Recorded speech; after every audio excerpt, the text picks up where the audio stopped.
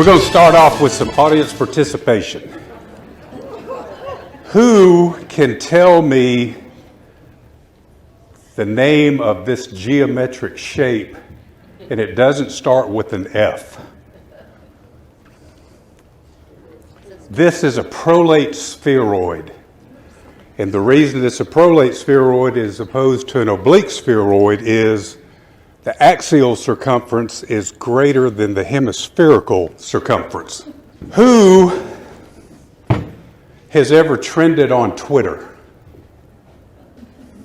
Show of hands. You've trended on Twitter? Like been the top search? No. Okay. Anybody else? Well, when Mark Rick grabbed me in the Orange Bowl in 2017 after he'd already gotten one unsportsmanlike conduct, it was a big deal, and so I trended on Twitter. Who in here has been knocked unconscious during an SEC primetime Saturday night game not once, but twice?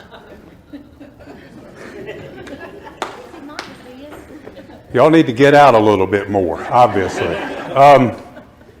So as mentioned, I did what I did for 31 years. Didn't seem to have been that long, but I want to share some of that information with you as we move forward. First of all, I got a couple of people that I want to introduce. My oldest sister, Sherilyn, who is married to Austin Jones.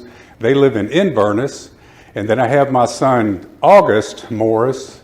He and his wife, Brooke, and their two twin boys that are a year old now, a little over a year, live up in Cleveland. So I am delighted and fortunate to have them with me tonight.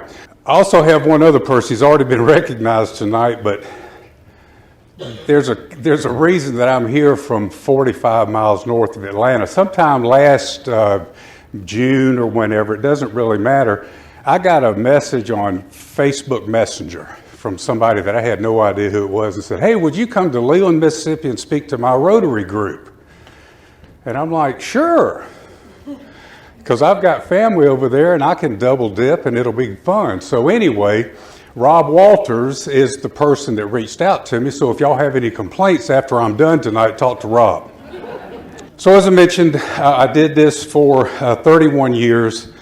Coincidentally, my father, the late, great Gus Morris from Vicksburg, also did it for 30 years. So we combined for 61 years. Today would have been my father's 93rd birthday. I didn't get into SEC officiating because of my dad. That's a topic for a different day. He obviously helped me get in, but once I got in, he told me, "You're on your own." He had done what I did. He saw me work 2 college football games my entire career. He didn't need to watch me work. He had done it. He gave me one piece of advice, and he said, "When you can, try to get there a little bit early, and don't be in too big of a hurry to leave." And had I not done that, I would not have been able to accumulate the stories that I did to write this particular book that I wrote. I've got enough material for 4 more books. So depending upon how many books y'all buy tonight, which I'll have copies of in the back for $20 a piece, then I may publish another edition. One thing that's kind of unique that that I'd like for y'all to know is that each season that we went through, we obviously got a year older.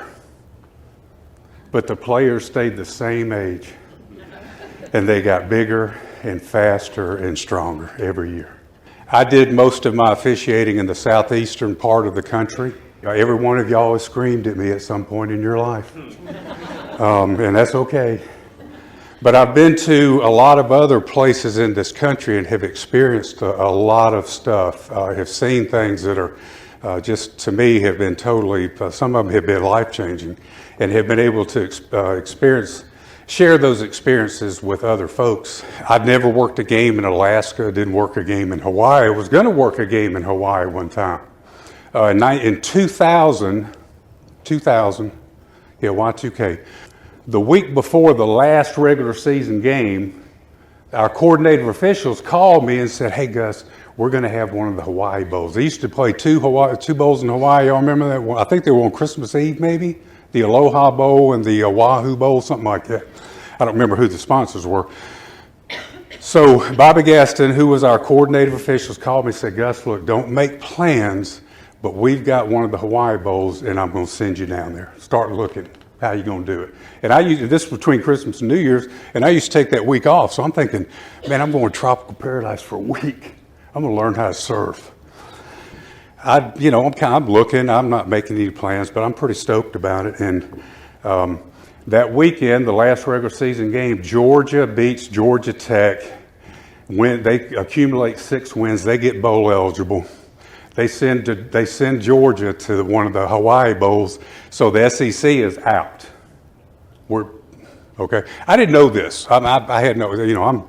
I don't even know where I was working. I worked so many of the Egg Bowls. I might have been working at Egg Bowl. After the regular season's over with, then they assign the SEC championship crew. That goes to the number 1 crew of the year. The grades are accumulated throughout the season. Bobby signs the championship crew, and then he starts signing the bowls. If we get one of the New Year's 6 bowls, he assigns that, and then he comes down. I think he called me on Tuesday, so I know I'm not getting a New Year's 6 bowl, but I'm coming there. So he calls me and goes, hey, how's it going? How's work going? Fine. How's your family? Great. I asked him how Gail's doing, his wife, everything's good. He says, Gus, I got some good news, and I got some bad news. He said, the good news is you still got a bowl. And I said, well, Bobby, what's the bad news? You ain't going to Hawaii. And it's like, okay. I said, well, where am I going? He said, Boise, Idaho. So I'm thinking tropical paradise, flowered shirts, to a place that the only thing I know about it is they got potatoes.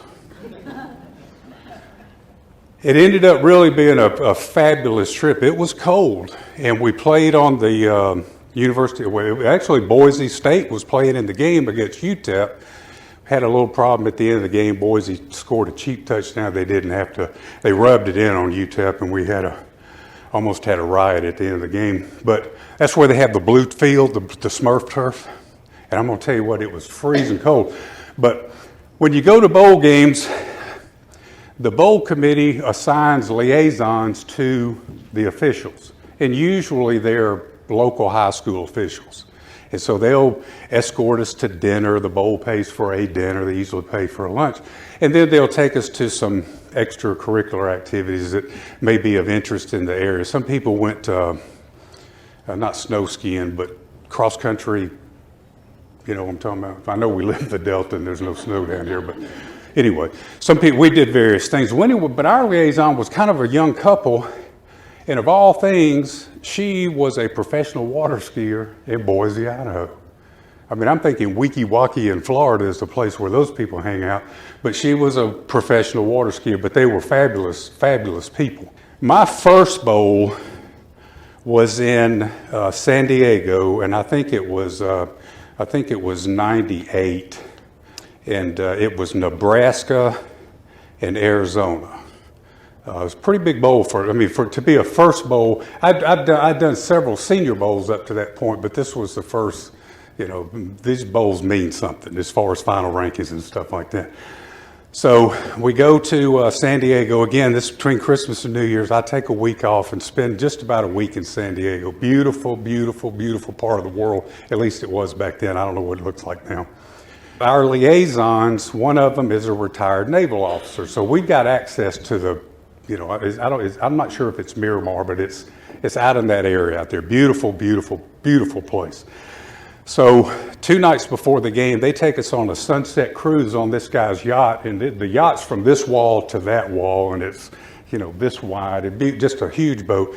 Really great afternoon. We cruised the bay. Saw some of the aircraft carriers and stuff like that.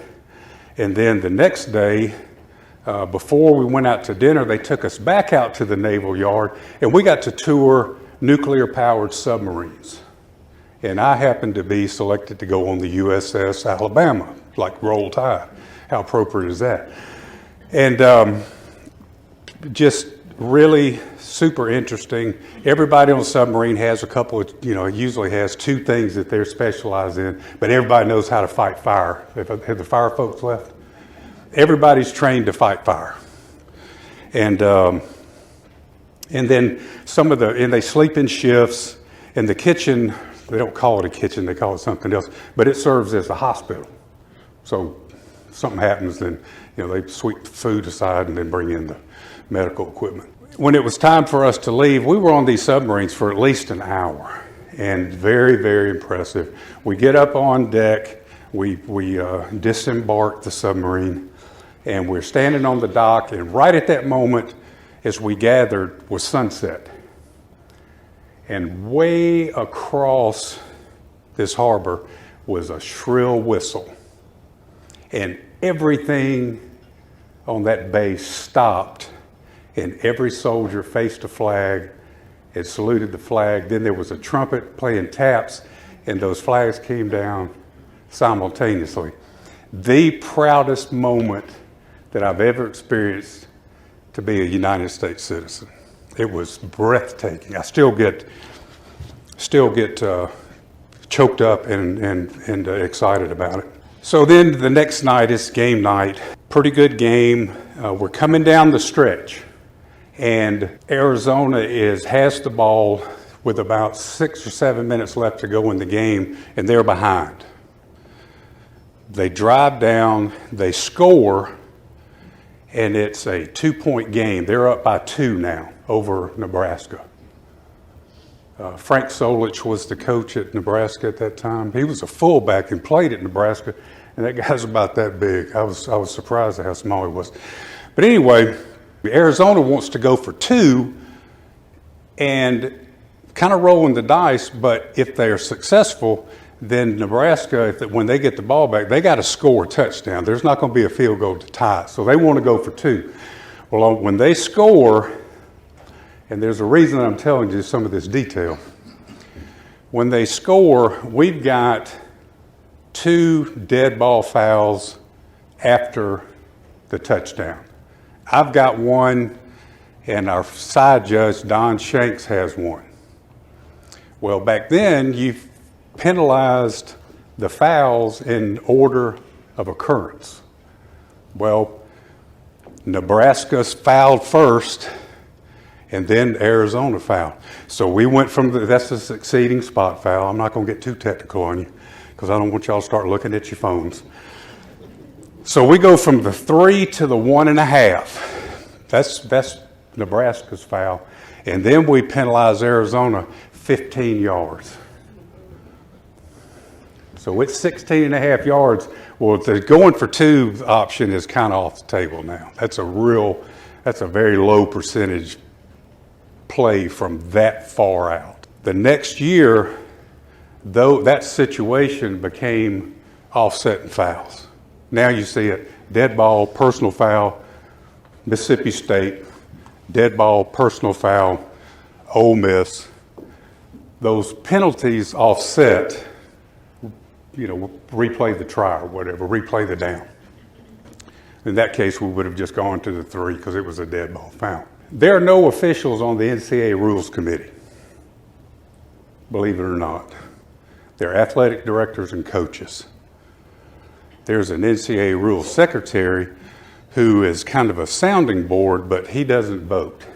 Well, the next year, that situation that I just explained to you became offsetting fouls because of that play. Dick Toomey, the head coach at Arizona, was on the Rules Committee. So he pushed it through. Anybody care to guess how many head coaches, full-time and interim coaches I worked with during my career? Just throw a wild number. Throw a number out there. Besides family. Anybody got a clue? Anybody? 50. How many? 50. 102. Now, when you start as a new official, it's a lot different now than it was then. But when I started, coaches would test you. They wanted to see what you were made of, what kind of guts you had. And it was not unusual to hear, you make another call like that, you're never going to coach, or you're never going to officiate another game here. And as a young official or a newer experience, or less experienced official, you're worried about your body language and, you don't look like he's rattled you. I mean, you're rattled. You got Gene Stallings coming down on you, so you're not really comfortable out there yet. It takes a while. So you get through it and you learn and go on. Then you get some experience. And you got 15, 20 years behind you. And you're comfortable. I mean, working a game is like riding a bicycle. There's a lot going on, but you're very comfortable with it. Coach says something like that again. You make another call like that, you're never going to work another game at this school. And you think to yourself and you want to say it, you don't start winning, you ain't going to be coaching here much longer. I did let my mouth get out in front of me a little bit at one game. In 2010, had University of Tennessee Chattanooga playing at Auburn, and this was when Cam Newton was playing at Auburn. And they went on to win the BCS. The game is over in warm-ups. UT Chattanooga comes out with their players, and then Auburn comes out, and it's like men against boys. I mean, UT Chattanooga did score 24 points that game, but those were against the 2s and 3s and probably 4s at Auburn, second, third, and fourth string guys. This coach from UT Chattanooga was on me from the coin toss. I mean, they can't wear towels on their pants like that. They're holding. That's a false start. They got 12 men in the huddle. I mean, it just went on and on and on. It was every play. It was a mid-November game. It was really cool. It was in the mid-40s. Sky like today, just bluebird sky. And it was an early game. I think it was may have been like a JP game, Jefferson Pilot, or a Lincoln Financial game. Remember the early? It might even been 11. I don't know. It was an early game. And so back then, I would leave home Saturday morning and drive down before the game, and then after the game's over with, I'd drive back home. And at that, I was going to be sitting in my recliner in my house, ready for the evening game to start. And this guy is on me and on me and on me. I'm thinking, if every game was like this, I don't know if I would do this. I mean, it wasn't personal, but it was aggravating. So, middle of the fourth quarter, we've got a false start against UT Chattanooga. We got 4 flags come in. My cohort across the line of scrimmage. Umpire's got a flag. Referee's got a flag. There's no question. I mean, the right tackle just stood straight up with the ball still sitting on the ground. So we run in. It's going to be got false start, number 72 on UT Chattanooga, 5 yards. Replay the down. So I have to, as a head linesman, the down indicator, I have to make sure that the down indicator is moved back 5 yards and we got the right down on it and all that kind of stuff, and we confirm all that. And then I go pick up my flag. Well, when I go pick up my flag, the UT coach is just screaming at me, "Come on, Gus, you got to help us. You got to help us." And I reached down and I picked my flag up and I said, "Coach, I'm helping you all I can, but I need a little more effort out of you and your players." I mean, I had it. And as soon as it came across my lips, I thought, I'm going to get a phone call from Bobby Monday morning. And it may cost me a bowl game. But the phone call never came. And I never heard another word out of that guy's mouth the rest of the afternoon. And I did make it home in the evening to watch the 7 o'clock ball games. Now, look, I could sit up here and tell you stories for hours. The Rotary Club in Leland can testify to that, which was a fabulous group. But then there wouldn't be a reason for y'all to buy a copy of my book, which again, I'm going to have copies in the back available for sale after the speech for $20 a piece. But I do want to open it up for questions. I would much rather answer questions. If somebody asks a question up here, I'll try to repeat the question so that the folks in the back of the room can hear it. So don't be bashful. What was the loudest stadium you ever repped in? Well, they're all loud. I'll tell you the first time that I really that I noticed the loudness in a stadium, because when you're officiating, you've got so much going on. You really get into a zone where the crowd is just kind of out of it. But I worked in '96, and this goes back a few years. But I worked in '96. That was my first Iron Bowl, and Gene Stallings brought Alabama from behind and scored late. I mean, like with less than a minute to go in the game. Dennis Riddle ran left, right up the middle, scored. And we were playing in Legion Field in Birmingham back then. It might have been one. I don't know. I don't think it was the last one in Legion Field, but it was anyway. It was the last time that. Well, I'm not even going to go there. When Riddle hit the goal line, the place exploded, and it literally took the breath out of you. It was that loud. And Stallings was a different human being that night. Stallings was a junction boy. He was hard nosed. And during the game, I mean, he came up to me a couple of times like, "Gus, you doing okay? You need any water?" And I'm thinking, man, he's teeing me up. He's getting ready to mash me. And it was like that the whole game. We had a TV timeout after that touchdown that Alabama scored. Stallings came up to me, shook my hand, he said, "I'm through." I knew before, I don't know how many million people, that he had made the decision to retire. So, but that's it. I mean, but they're all out. I mean, you know, I had somebody ask me the other day, say, "God, how do you go to Mississippi State and work all those cowbells?" I mean, it's like, you know, I don't know, I can't hardly hear now anyway. But it's you know, it just depends on it depends on the scoreboard. That's probably the simplest answer I can give you. But they're you know, Tiger Stadium at LSU is super loud. Florida's loud. It's kind of tight. It's got a lot of angled walls in the stadium. Leland is just monster. Alabama's loud. They're so, you know, I guess we're going to see what they do now, but you know, they almost got blasé over winning so much, you know. Yeah, they're all loud. So who's got another one? Don't be bashful. I mean, seriously. Yes, ma'am. I read your book and I enjoyed it. I just want to know, did you and Steve Spurrier ever make up? No. Did y'all? So the young lady read my book, and there's a chapter in there that maybe two chapters where Steve Spurrier and I had a dust up, a little more than a dust up, and so no, he does not. We have not made up, and he still doesn't like me. And I'm on the board of the Dodd Trophy, the Coach of the Year, Bobby Dodd Coach of the Year award. And last year, our big fundraiser is in June. And we invited Coach Spurrier up. And I went up and shook his hand, and I mean, it's been 30-something years ago. Well, it hadn't been quite 30 years ago, but it was in 1998. That's how far back it was. And he still doesn't like me. So it's a long roundabout question, or answer to your question, I know. Yes, ma'am. What's your favorite football player? You know,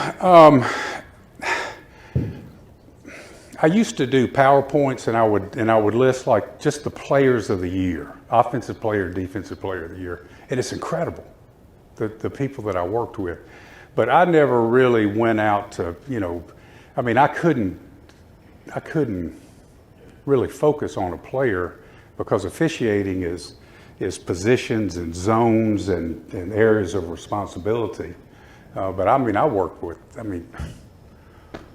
I hate to even mention the first name because there's probably, you know, well, who was, somebody help me here, Brandon Bullsworth, probably the good one to start with, the walk-on at Arkansas, and the Brandon Bullsworth Award now. Incredible story, I got to work with that. Michael Orr, got to work with Michael Orr. Tim Tebow, Cam Newton, which I've already mentioned. I mean, there's hundreds and hundreds of these athletes that do things that should be humanly impossible. Leonard Fournette had Auburn at LSU. Field temperature was 117 degrees. And there was a toss sweep to my side, and Auburn's pursuing, and I thought, God, you know, I'm just going to get in position. It's going to be about a 3-yard gain, and I'm going to mark him down right here. We're going to put the ball down, set it, and go. Fournette came out, planted his left foot, and went from 0 to 100 like that, and outran everybody for about a 70-yard run. And I'm just looking at it from behind. Thank gosh there's somebody downfield for me that's going to get beat by him worse than I am. And just incredible. But now the athletes are just beyond words sometimes. But then there's so many good people out there too. You know, I get and sometimes, well, you know, how the players treat you out there. Players usually treat you pretty good. Most, you know, I mean, they really do. Coaches, for the most part, if they're winning and it's a close game and they have to coach, then they're pretty manageable. When they're on the bad end of the scoreboard, a lot of them quit coaching and you have to throw up a stop sign and say, I've had enough. If you let them talk, if they get personal though, you know, if they say anything that, you know, starts with you don't want to throw your ears up and listen, but they need to know that they're starting to cross a line that can get them in trouble.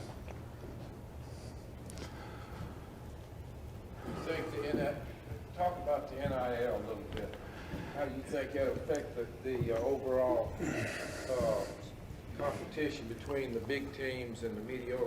Well, I think it's going to further the separation, just to be quite honest with you. I mean, money's going to it takes money to make money, and if you don't have money to make it, then, you know, you're going to fall, the separation is going to get wider and wider, in my opinion. Sports is a great developer of young people, and you're starting to, you know, over in Atlanta, Kirby Smart he got a lot of traction. Well, I'm not so sure traction, but he made a lot of noise saying something to the effect that, you know, recruits now want to know how much money they're going to be paid. And, you know, there's not so much, you know, their commitment on the players' parts. I was fortunate, I'm not making a big deal out of this, but after I retired, there were a few coaches that I wanted to go talk to and tell them I enjoyed working with them and those sorts of things. And I was able to go over to Tuscaloosa, and Coach Saban and I had lunch together. And that was a big concern of his. When he announced his retirement, it didn't surprise me at all. He was so frustrated with it. He said, Gus, I upset a player at practice. He can go to the transfer portal after he showers. And you see it all the time. So it's a different dynamic now. I mean, they've probably got NIL directors in every school now just to track the players and see who's available and what it's going to cost, and, you know, to get them to come and play for you. And I just think I don't think that's going to prepare, you know, I mean, I know life is changing and stuff, but people are still going to have to face challenges in life, and I don't see the benefit of that helping a player develop skills to be able to handle those challenges later in life. But that's just me. And hope most of y'all. I see wheels turning. Any question? I can talk about anything now. When I was on the field, I couldn't talk about it. So I'll tell you one quickie while the person's thinking up the next question. When I wrote, anybody in here published a book? Man, y'all for 0 for 4. Fabulous experience. When I started writing these stories, it wasn't to write a book. I was going to, you know, write these stories and pass them down to my family and, you know, what I had done and all this kind of stuff and just share it. And I really enjoyed doing it. I would get up a little bit early in the morning and write for, you know, just a couple hours. I try to write no more than 3 stories. They're short stories. I had a friend of mine that loves football, and he's like, hey, you know, I hear you writing these stories. Can I read some of them? I'm like, sure. I mean, you know, at this point, I'm just writing. And he called me and he said, man, these are really interesting. I had no idea. And I'm like, well, it does pull back the curtains on a part of the game that the average fan is kind of unfamiliar with, and it's not the fans' fault. It's just that the officials live in a kind of a protected bubble. So anyway, he also happened to be a graduate of Notre Dame, had 2 degrees, and one of them was in English. So he says, these are really good. The content's great. He says, there's a couple of things that need to be, you know, checked off here and there. So he took his red pencil and he made some corrections and stuff. But it paid off in the end, and I'll tell you, I'll get to that in just a minute. But he would send them back and say, hey, send me some more. So I'd load up like 10 or 15 stories in a file, and I'd email it to him. And about a week later, he'd send them back and want some more. So I did that for a while. And then I thought, and he's like, you might ought to write a book. So is anybody know Tony Barnhart, Mr. College Football? Emphatically. Okay, we got a winner. Well, anyway, Tony Barnhart in the Atlanta, Charlotte market is affectionately known as Mr. College Football. ESPN personality, a nationally syndicated sports writer, great guy, been a friend of the family for a long time. And so I called Tony and I said, hey, would you just read some of these stories? Well, this was Labor Day of 2022. This was a Thursday before Labor Day of 2022. So college football is getting ready to, and his life is getting ready to go like that. And he said, Gus, I'll be happy to, but I don't know when I'm going to be able to read them, but I'll read them. When I'll take them with me when I travel. So Tony took them with him. About 2 months later, he called me and he goes, this needs to be told. This really needs to be told. I mean, it's a positive book. It's would you say? It's great. And so, well, and I appreciate that too. But it's a positive book. And, but Tony says, he's the one that, I use the phrase that pulls back the curtains on a part of the game that the average fan doesn't know. But he also told me that it was a wonderful piece of storytelling. And coming from a professional writer to a redneck from Cumming, Georgia, automotive mechanic, that was a pretty high compliment for me. So I thought, okay, well, I'm gonna start exploring publishing a book.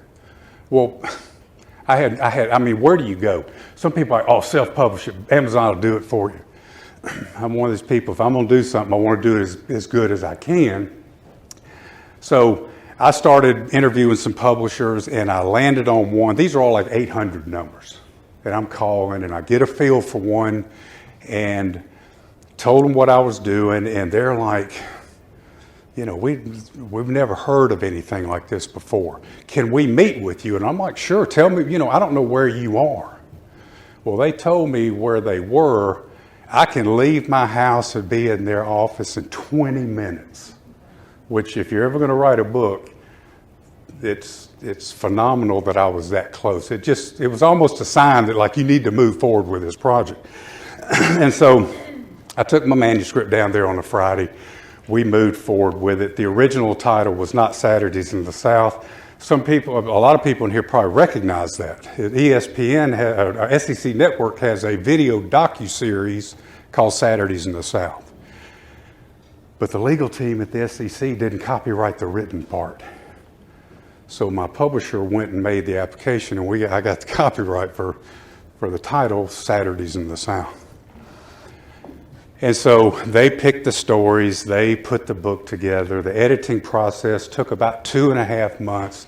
It's like a Word document on steroids. It goes back and forth. I have to sign off on everything. It was really quite interesting. I thoroughly enjoyed it. A lot of authors don't like going through that. It was new to me, and it was really interesting. I didn't have but one. Has anybody close got a copy of the book? Can you bring that here to me, or bring that up here? All right, so Caleb was my graphic design person, and so he sent me a graphic. I mashed my finger. I don't know if y'all can see that or not. So he sent this to me in a PDF. It's like that. And so I looked at it and thought, man, that really looks good. But I called him. I said, Caleb, I hope we can change it. The football didn't have a stripe on it. It was just a brown football. And he's like, so? I said, man, that's an NFL football. And he's like, I had no idea. So I said, can you come up with a football that's got a white stripe on it? He said, yeah, let me look. And about 7 minutes later, I get another email, and I got a football with a white stripe. I said, let's green light it and go. They had already met one. The only condition that I had about my book is somewhere on the cover, I wanted a picture of my 2 dogs. And if you look at the back cover of my book, that's Eunice and Reagan. Doing this type of event has is only happening because of people that I've met along the way, Rob, the experience I had of writing the book, family members that help provide the material for the stories, friends that travel with me, my cohorts that I worked with. I don't miss the game. I do not miss officiating. I don't have to study the rule book. I don't have to take rule tests. In 2020, the COVID year was my last year. I stuck more Q-tips up my nostrils to take COVID tests than it'll last me a lifetime. We started out the season, we had to do 3 tests a week. I mean, it's like, come on, man. We had to wear contact tracers, do all this kind of stuff that was ridiculous. And we lost, our crew we lost 2 games. We had 1 postponed. I was at a game site. Fortunately, it was just at Georgia, having lunch with a friend of mine, and my phone blows up, and I've got about 12 or 15 text messages that's basically saying, go home. We're at Vandy in Georgia, not playing tomorrow, because Vandy had too many, the roster had been depleted. So, I went home for the weekend, but because it was in 72 hours, I still got paid for the game.